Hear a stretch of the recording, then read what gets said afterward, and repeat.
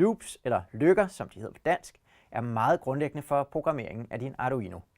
Ofte vil man gerne have, at din Arduino bliver ved med for eksempel at spørge en sensor om en eller anden værdi, eller dreje en motor på en bestemt måde.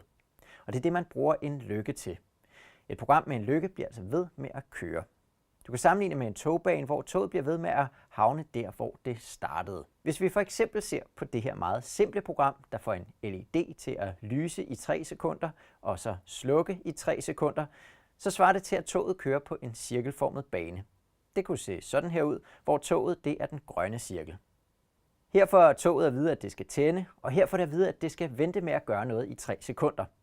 Her får dioden at vide, at den skal slukke, og lige efter, at der ikke skal ske noget i 3 sekunder. Og det bliver den ved med at gøre, indtil man afbryder strømmen. Koden den kan du i øvrigt se over i højre side af skærmen, og det er altså den grønne cirkel, der markerer her, hvor vi er nået til i programmet.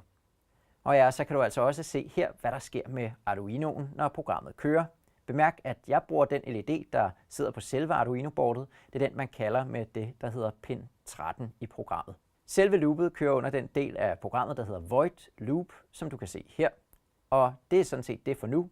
Du kan finde koden ved at kigge i videobeskrivelsen. Rigtig god fornøjelse med at afprøve det selv.